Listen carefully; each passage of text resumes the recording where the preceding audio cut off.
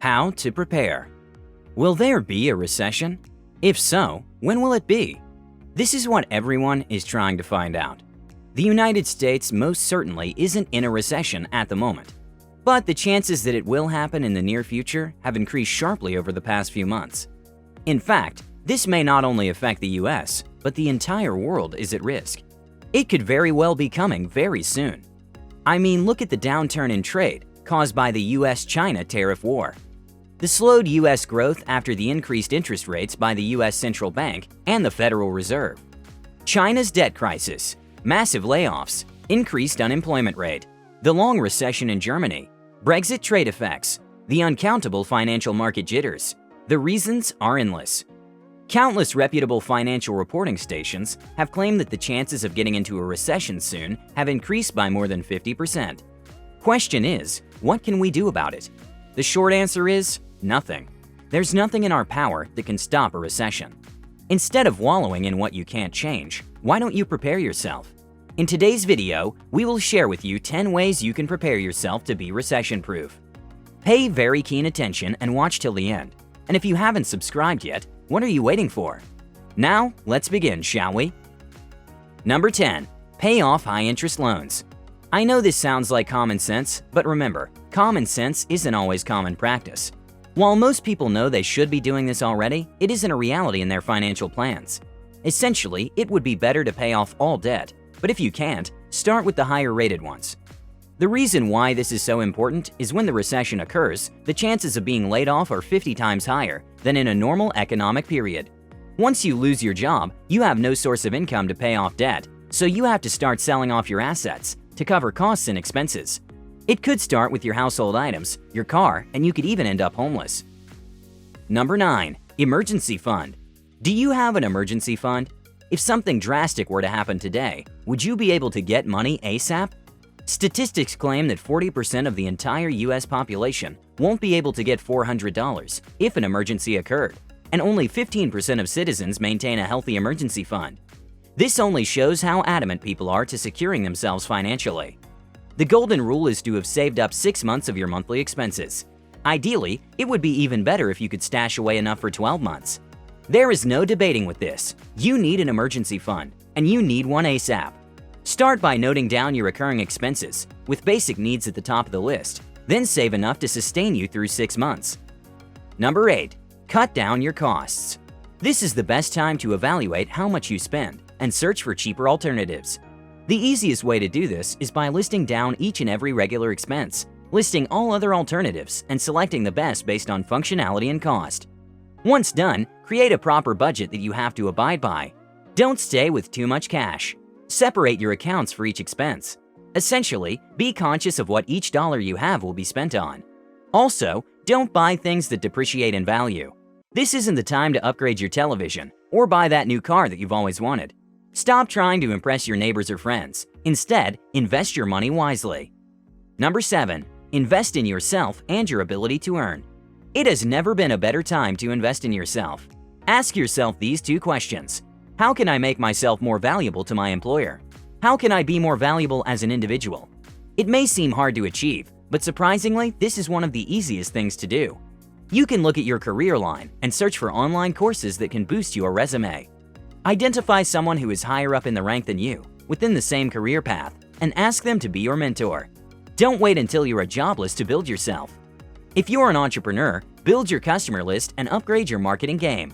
Focus on building a stable relationship with your customers to boost recurring sales and attract new customers. Number 6. Supplement your income.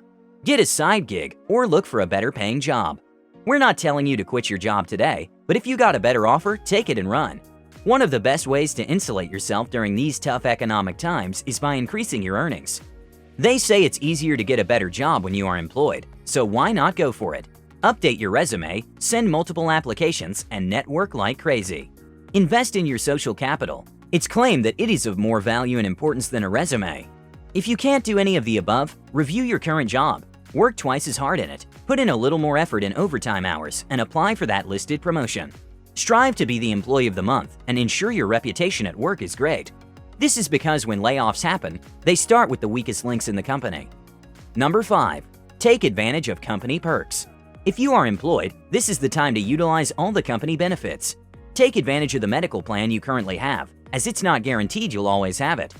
During recessions, there are major layoffs. This means you will have to cater to all your expensive medical bills. Andrea Blackwelder, an expert financial planner, advises employees to visit their doctors for full-body checkups while they are still employed. What other perks does your employer provide? Gym reimbursement? Training assistance? Specific discounts on certain purchases? There are all sorts of benefits lurking on your organization's HR portal. The best thing you could do right now is to use them before you lose them. However, don't overspend just to get some discounts. For instance, you could be better off holding some restaurant vouchers and eating a home-cooked meal. Number 4. Improve your credit score. You must be wondering why you should be worried about your credit score when the economy is tanking, right? Here's why. Prices of assets go down during a recession. In fact, houses during the 2006 crisis have doubled if not tripled in value today. Now, here's the problem. The interest rates will tank too, but banks will not be willing to easily dish out loans. They only lend to the strongest borrowers, and the determining criteria is the credit score. This means if your credit ain't stellar, just forget it. Ensure you regularly check your credit report, pay loans off before deadlines, and keep an eye on any false report that could derail your score.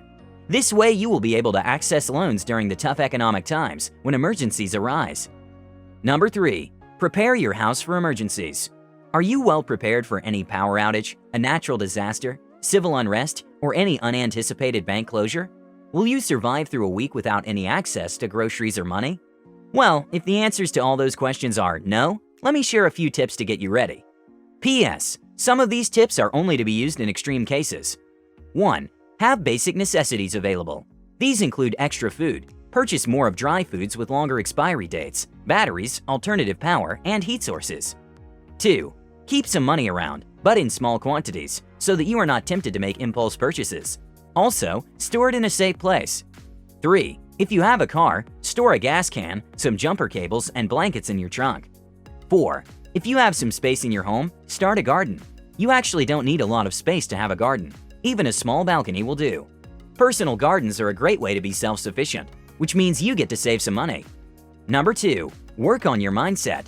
Your mind is the most powerful tool. It can either build you or break you. It's very important to prepare your financial mindset for the coming recession. It all begins with your thoughts. Start by practicing gratitude for everything around you. Mindfulness, prayer, and meditation have proven to reduce stress levels and keep people healthy over the years. Plug into positivity podcasts and learn from your mentors. A great way to also change your mindset is by focusing on positive news and disregarding negative reports unless they directly affect you. Also, be very mindful of how any thought affects your daily life. Just because the recession is going on doesn't mean you have to actively participate. What people don't understand is that personal finance isn't dependent on interest rates, political parties, the stock markets, or any other forces. Although these factors can have some influence, everyone has the power to thrive in any economy. Stay positive, keep searching for opportunities, always be ready to prosper, even within the recession. Always remember no situation is permanent. As Warren Buffett said during the 2008 recession, we're still in a recession. We're not going to be out of it in a while, but we will get out eventually. And finally, tip number 1. Now, this tip isn't necessarily what you can do to prepare yourself, but what to do when it happens. This right here could be the most important thing you could do to boost your finances during a recession. Pay keen attention to our final and crucial tip. Number 1. Keep investing. When the recession kicks off, it won't be so obvious. Stock prices will start falling steadily, but then gradually people will start panic selling. Here's what you should do. Invest. When everyone else is in a daze of selling and stashing money in bank accounts, it may seem counterintuitive to invest, but I guarantee you it is the best thing to do. Prices will appear to have hit an all-time low, but they can only go up from that. That's how you'll make your money in the future. The best way to do this is by investing regularly. You can automate this so that it runs on autopilot, maybe every week or every 2 weeks. A great way to do this is by dollar-cost averaging with stock investments. You can also have a constant recurring transfer to your brokerage or IRA account. Also, increase your contribution to your 401k or whichever other retirement accounts. Continuously invest so that you're primed for success when the recovery happens. However, invest in the long term. Invest with money you don't necessarily need within the next few months. Most people make a fortune when the economy stoops low. You too can be one of them. The possible upcoming recession should be viewed as an opportunity rather than a disaster. That's it for today. If you're still here, you must have enjoyed the video, so give us a thumbs up.